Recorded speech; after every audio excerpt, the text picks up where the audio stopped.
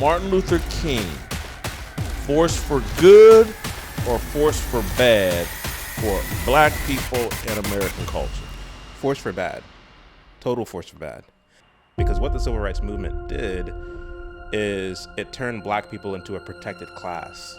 And that was the worst thing that I think could happen to black Americans. Black people like to be catered to in this way. And they like for their what they believe to be their kind of cultural preferences to be catered to and pandered to. And so for someone like Martin Luther King, he's considered to be a hero. He's considered to be a leader. He's considered to be almost like a deity, quite frankly. So if I heard that correctly, what Marx envisioned was that the church one day would be marrying two men. That they would so reject God that they would be marrying two men and affirming gay marriage. Did I read that right? You could argue that, yeah. You could argue that. But yeah, so Marx, I mean, he was a degenerate and he was a Satanist. When you look at Marxism as a school of thought, and you see it as a kind of taking up of the baton one generation to the next, it certainly was like what King was doing was certainly within the continuation and within the tradition that Karl Marx and Friedrich Engels started. Carl Braden, the white communist that bought the home, intentionally rented it to a black family, put the family into this all-white neighborhood to stir things up. Carl Braden then bombs the home. Right. And so to make the allegation, look, the white racists, white supremacy, yeah. They did this to this black couple, and then the ultimate nail is you then show, and Carl Braden had a relationship and worked with Martin Luther King. And so his speeches are written by Clarence Jones, a Marxist, Stanley Levison, a Marxist, Bayard Rustin, a Marxist, Jack Odell, a Marxist, and sometimes by him, also a Marxist. Like Martin Luther King, when you look at his favorability ratings, in the 60s, people had a higher view of J. Edgar Hoover than they did of Martin Luther King. Now that's important because if you look at it today, it's completely flipped. They were able to pull a fast one on us, and now we are celebrating him once a year. Martin Luther King, not only did he have all the answers, but who else could have done it? I have today with Chad O. Jackson. You perhaps have heard of Chad from the documentaries he was involved in, Uncle Tom 1 and Uncle Tom 2, which took a unique look at America's racial history, particularly as it relates to the black and white dynamic. I'll let Chad tell you a little bit more about that, but what we're mostly going to talk with Chad about today is his latest project. Chad is taking a significant deep dive into the legacy and impact of Martin Luther King Jr. Martin Luther King Jr. is obviously an icon, an untouchable icon in American history, but perhaps he needs to be touched, and the documentary that Chad has put together definitely touches on MLK and whether he was a force for good or a force for bad. In a time when all parts of American and global history are being questioned, I'm not sure if in American history, in the last 60, 80 years of American history, other than perhaps the assassination of JFK, I'm not sure if we need to look at anything more closely than the impact, the intent, the motives of Martin Luther King Jr. Chad Jackson, welcome to my home. Welcome to Nashville, Tennessee. Thank you for making the time. Before we go to the MLK project, your documentary that will come out, I would think, at some point this fall, let's just first start with Uncle Tom 1 and Uncle Tom 2 and your role in those. That's when we first connected, but walk the viewers through what was the Uncle Tom documentaries. What were they about? So Uncle Tom was released in 2020. It was around the time when George Floyd was killed. And that may have had something to do with its initial success because it did really well. And it was able to... Did really well a lot It of did, sales, a yeah, lot of a lot of view- sales, a lot of views. There's people who recognize me today in airports and stuff from that film. So it's and I'm a relatively unknown person, but the film was basically Black Conservative 101. It made America aware of the fact that these people exist. They're not, just Thomas Sowell or just, Herman Cain, who ran against Obama in 2008 or 12 rather. But it took a approach to politics that was humorous, that was emotional, that was historical in some sense. But Uncle Tom 2 was different in that it looked at the, I guess, infiltration of Marxism into America and how Black America was used specifically for that purpose. And that was released in 2022. Didn't do as well as Uncle Tom Part 1, but it was still a necessary film. And I think it was the more important of the two. I completely agree with that. Right. I saw Uncle Tom 2 and was like, holy cow, these guys are really, really going at it. The only thing I again, it's no secret or between you and I just didn't like the name and thought that would limit both Uncle Tom 1 and 2 would limit the ability or the desire for Black people to watch the documentary. And so when you say it had, I'm not diminishing the success that it had, but do you think it, and maybe y'all's intent wasn't to reach a Black audience in particular, but did it resonate, you think, with? Yeah, I think so. So we definitely had a, if we build it, they will come kind of mentality in making the film. I was just in Part 1. I didn't play any kind of behind the scenes role with Part 1. So Isn't that where we connected though? no, we connected before Part 2. Really? Yeah, because I had seen an interview with you and Carol where you were making commentary. Carol Swain, Dr. Yep. Carol Swain, and you were making some commentary about Black Lives Matter, which is the most to the point, on the nose commentary that I have seen up until that point. So I needed to get you on to the cast for Uncle Tom Part 2. So I called you, and you're not interested at all because of the name. You said, I don't think Black people are going to want to watch this film. It's called Uncle Tom.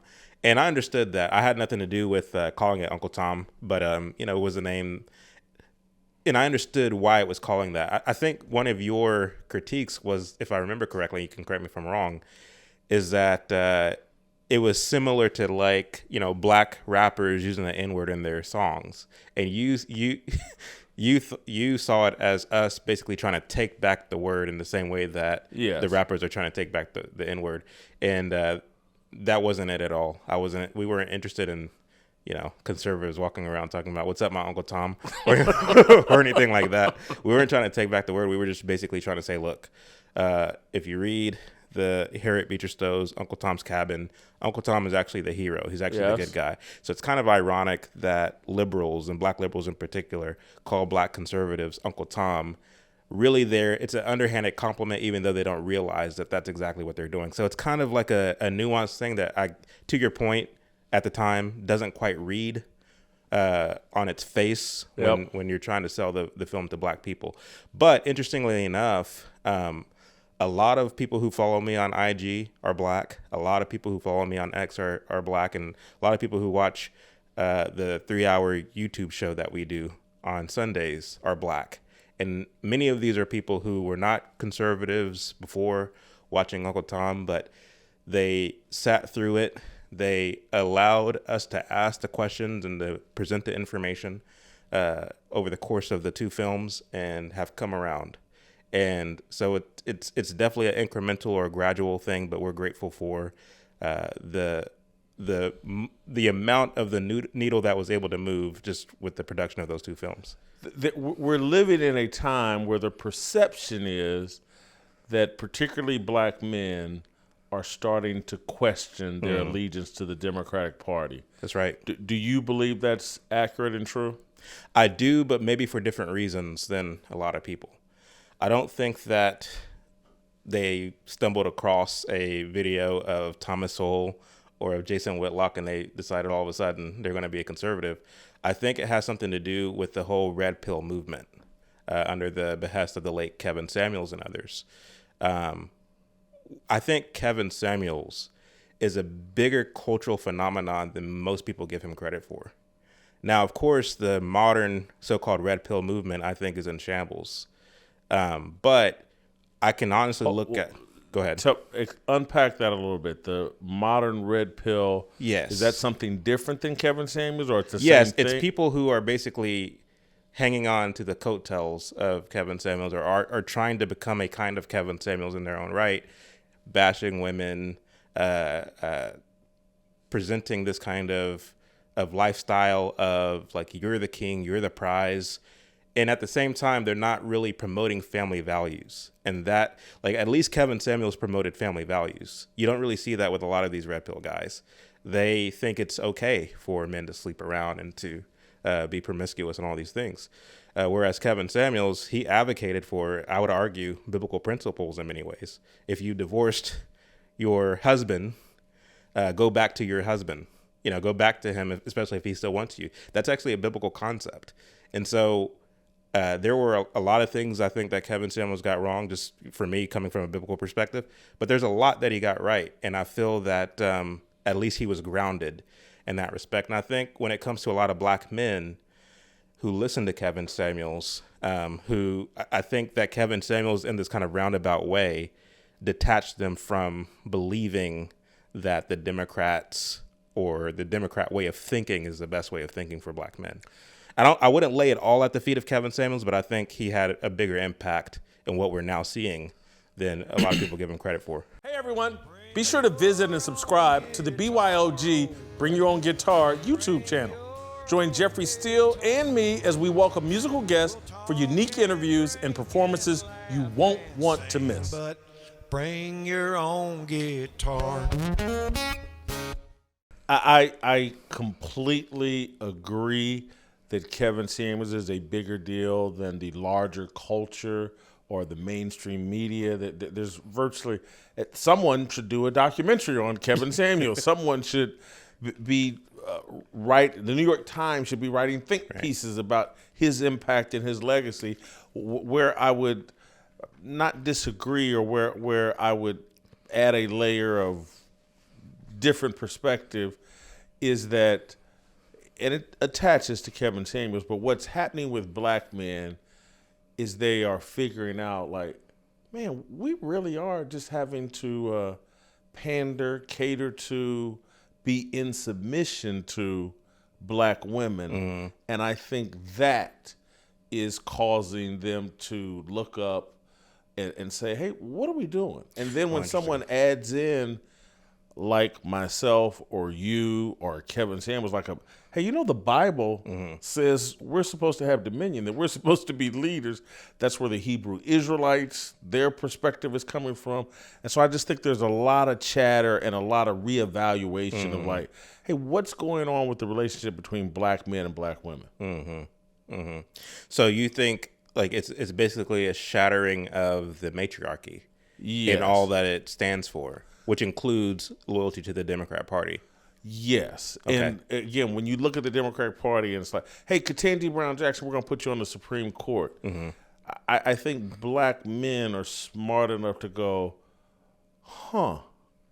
this woman won't even say what a man or a woman is. Right. You telling me there was no black men? There wasn't another Thurgood Marshall or Clarence Thomas or any, it's the black woman. And I think that we're coming to grips with that the nature of men and women, and I'm talking about all men are coming to grips, the nature of men and women is different. Men grow up, whether they want to or not, fantasizing about protecting and providing for women and children. Mm-hmm. Women grow up thinking about, hey, what good can happen for me? Mm-hmm. And it's not in their nature to turn back around and say, well, I got to pull the black man up, or I got to pull the man up with me. They actually don't respect the man that they have to carry. Yeah. And so I think between the Hebrew Israelites, between Kevin Samuels, between the red pill movement overall, all of that is making black men say, well, which party? And then by the time you throw Donald Trump in, because most black men are lying when they say, I don't like Donald Trump, I can't relate to Donald Trump. Yeah. it's a joke. I used to say to all my friends, I was like, come on now. We played football together. We hung out together. We did blah, blah, blah. If we had a choice between hanging out for a night with Joe Biden or Donald Trump, you guys would have to be lying to me to tell me you'd rather with Joe Biden. How do you think Trump did among black men in this past election? Let me ask you this. Do you think it met your expectations, or do you think it didn't quite live up to your expectations? Check out the BYOG Bring Your Own Guitar YouTube channel and smash that subscribe button.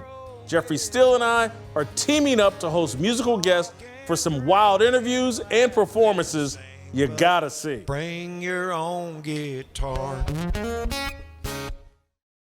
It met my expectations because mine weren't astronomical. I think where black men are at right now, in the workspace, in their home life, and it requires a biblical remake of how we handle sexuality. Too many black men are still caught up in conquest, and as long as you define your manhood in sexual conquest, you're handing women over leverage and power over you. You ever? And we're going to get to the MLK project, but all this actually kind of relates. Yeah, to MLK. it ties into it. It really does. But did you ever hear of a guy, Chronicles of Judah? Mm-mm. Chronicles of Judah. He's probably still around, but he was. If there was an intellectual Negro web instead of the intellectual dark web. Chronicles, there was this guy, no one knew who he was. He was just some voice, some faceless voice. But, man, he used to put out these videos that had an underground following. Guys like myself and other, we'd be whispering about, man, you listen to Judah, blah, blah. Chronicles of Judah 144. He's not as pervasive and as prevalent now, but he was part of the intellectual backbone. I guarantee Kevin Samuels knows exactly who he was. Yeah. You know, Kevin's passed now, but he used to put out a lot of content, and the underlying message was like, hey, black men, take control of yourself sexually. Quit just throwing your seed around any and everywhere. Quit being someone that's led around by your penis, basically. Yeah. And that's the only way things are going to improve between the black man and black woman. Before we get too deep into this interview with Chad Jackson, let me tell you something you can do to improve your health. There's something real to keep us and our families healthy and around longer. Check out Fatty 15 with this new thing called C15, the first essential fatty acid found in like forever. Dr. Stephanie Venn Watson found it working with the Navy, and it's legit. It makes your cells tougher and slows down the aging grind. If your C15's low, you might have this cellular fragility syndrome, which messes with 1 in 3 people. Fatty 15 patches up your cells, helps you live longer, and sorts out sleep mood and your body's fix-it crew. In 16 weeks, 72% of folks say they're feeling great, heart, liver, and joints are happier, sleeps deeper, and their hair, skin, and nails are all on point. This vegan C15 supplement's got 3 times the cell-boosting power of omega-3. It kicks cholesterol, liver, and gut health into gear in 3 weeks. And it comes in a cool glass and bamboo jar. Fatty 15 is on a mission to optimize your C15 levels to help you live healthier, longer. You can get an additional 15% off their 90-day subscription starter kit by going to fatty15.com/fearless and using the promo code fearless at checkout. You guys know I'm on a health journey.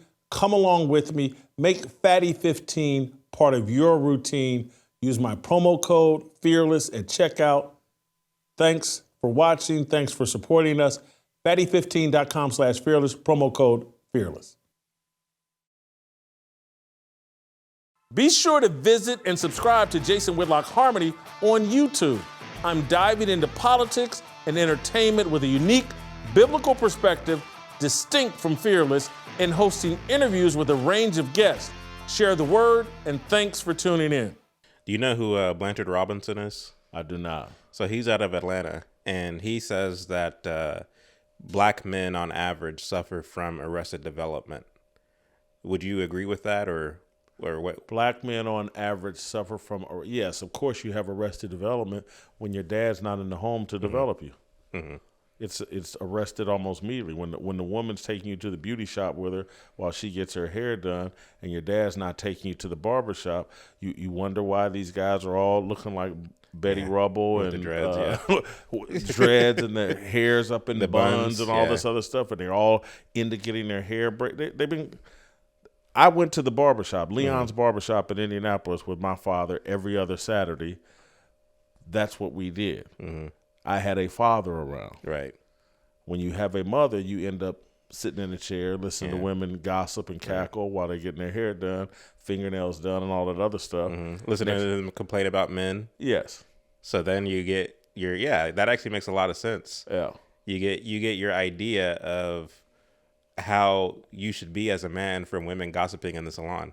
Yes. I never really thought about that. And literally, when I look at all the hairstyles, it's very uncomfortable for me because, and we'll get into it, because Chad's a busy man. Not only does he do these documentaries, he runs a plumbing company. Right. And so, again, men aren't being trained up to think this way.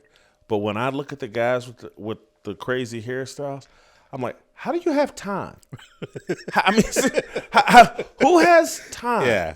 Right. You know how much time women go to the beauty shop for 3 hours at a time. It's like, as a man, I'm so busy. I'm like, man, can I get in and out in 30 minutes? Right. I'm constantly on the phone with my boy, and we good at this time, blah, blah, blah, and we'll be done in 30, because that's all the time I have to give for it. Right. These dudes are sitting between legs, getting their hair braided for 2-3 hours and again, you got way too much free time. You're unproductive. So yes, arrested development. Yes. Yeah. Yeah. Maybe no development. Yeah. It's anyway. We're off on one, and I want to get to the MLK project and we got plenty of time. We're going to be here for a while because I've only seen 90 minutes of what promises to be a 4-hour documentary on MLK. The 90 minutes that I saw blew my mind.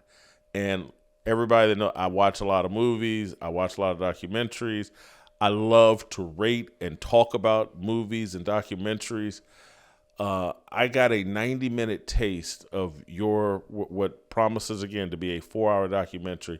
And when it was over, I was on the edge of my seat, mad, like, man, why did it stop? And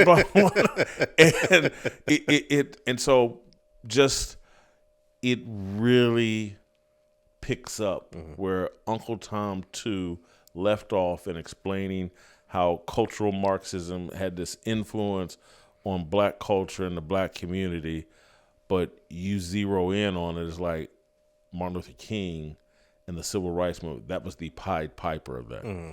Yeah, absolutely. And I think that it's necessary to tell the story for a number of reasons. But if I were to identify 2 reasons in particular, if you look at the fact that we have a federal government who is at this point just completely out of control and expanding its own power. And then 2, if you look at the black community today and how it's so different than, I would say, the early part of the 20th century in terms of family formation, in terms of this desire to put your best foot forward, so on and so forth, is just so different. And so for me, when it comes to a lot of historians and sociologists and educators, and they point to reasons why that is, specifically as it relates to black culture or just American culture, the degradation of black culture or American culture in general, they point to everything but the civil rights movement because that's an untouchable thing, right?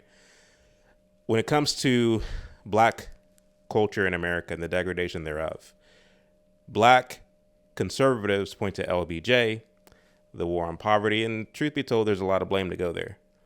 black or liberals point to systemic racism, white supremacy, and there's little to no blame to go there. But no side at all points to the civil rights movement and Martin Luther King in particular, and how he was a detriment to what we see today as black culture. And so I set out to make this film to take an honest look at not only MLK, but also a lot of the history that led up to MLK. And I hope that when people go, walk away from it, they would have at least learned something, but they would then begin to challenge a lot of what they learned growing up in our schools as it pertains to history. Because somebody once told me that history isn't only the story of the victors, but it's also war propaganda. And not every war is violent. There's a lot of war that's Cold War. And when you look at the Cold War period, I think Martin Luther King had a role in that, as more than a lot of us realize. Let's just for a tiny bit, because you've set them out, but I want to ask a direct question. You've already kind of answered it, but I just want to ask it more directly and you more succinctly, just kind of a yes or no, but add a little clarity.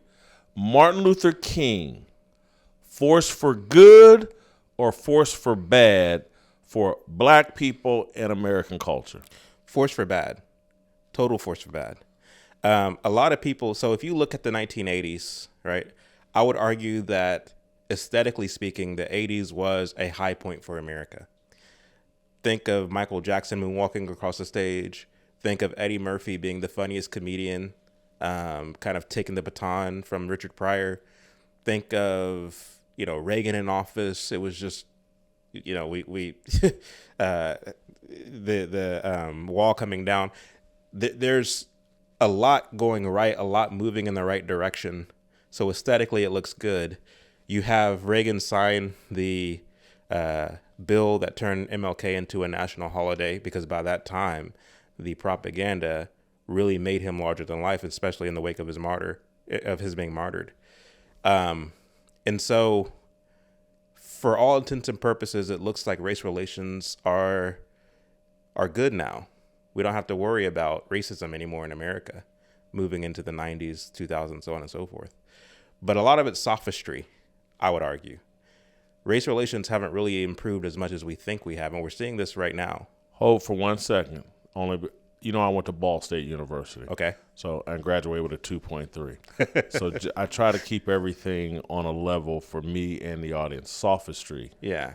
What do you mean by that? Sophistry, something, just to put it in elementary terms, something that looks like one thing, like one positive thing from the outside, but its inside is anything but good or positive or anything of that nature. Pick up your point now again. So when it comes to race relations being quote unquote good, I think a lot of it is sophistry, because really what it is, Jason, is white people walking on eggshells around black people so as not to offend them, so as not to say the wrong thing, so as to look cool. And so you think that was going on in the 80s? I think that we saw aspects of it in the 80s, especially as it relates to people like Al Sharpton and Jesse Jackson, because now they have this legislation in their back pocket where they can go around to predominantly white companies and sue them for not having enough black employees. When in reality, there wasn't a lot of discrimination going on. It was just a matter of these are the people who applied for the job. Yeah. But it gave them a ways and a means by which to bully. So you did have some of that. And of course, it would get progressively worse as we get closer to the modern hour, the current hour. So again, race relations, I think you could argue, could be chopped up to, and of course, this isn't true with every relationship between black and white, but a lot of it is, once again, white people walking on eggshells around black people so as not to offend, and black people having this kind of sense of entitlement. Because what the civil rights movement did is it turned black people into a protected class. And that was the worst thing that I think could happen to black Americans, is because you get this sense of entitlement, this kind of walking around being smug. I mean, black people today can be openly racist against white people. You see it on national television, no less. and sports and movies. It's just everywhere. And so you mean to tell me that that's an example of improved race relations? And the issue is things were generally on an upward trajectory from the year 1900 at the turn of the 20th century up until around the 1920s. They were on an incremental, gradual upward trajectory. And this is thanks to the work of men like Booker T. Washington. Had things continued in that direction, you would have had the end of Jim Crow. You would have had genuine race relations. You would have been able to keep intact that integrity that black folks had, where you had 3 out of 4 black children growing up in a 2-parent household, where you had the black men who went to work every day, and you didn't have the black boys going to the salon with mom. You would have had we would have kept our dignity and our wits about ourselves without the civil rights movement, had things continued in the direction they were going without communist agitation and propaganda.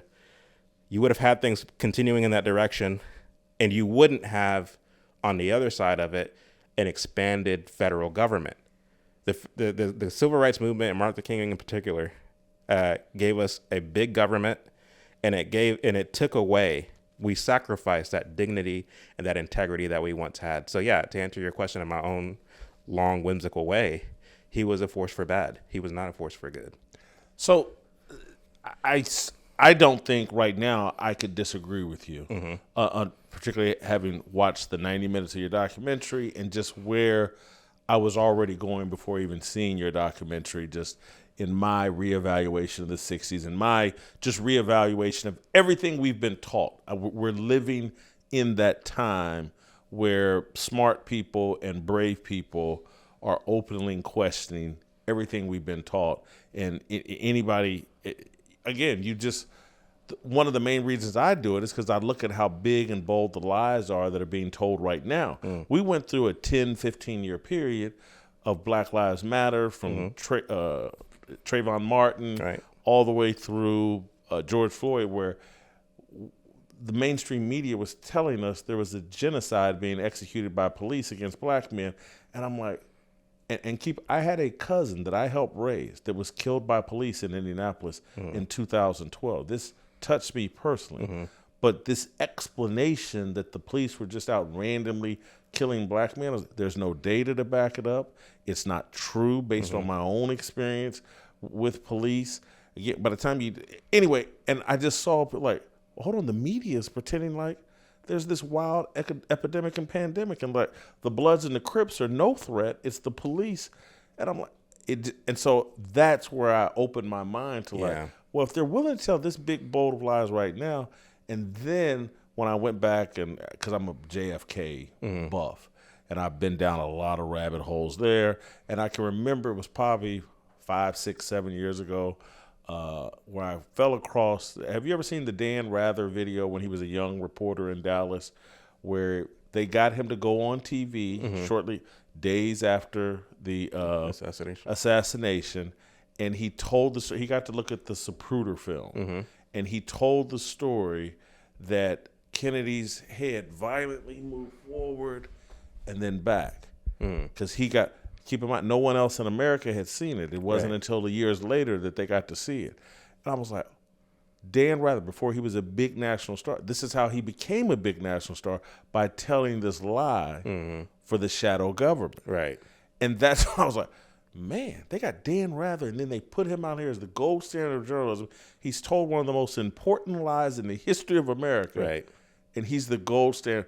So that is why I now just, everything gets quiet. Obviously, 9/11 plays into that, everything.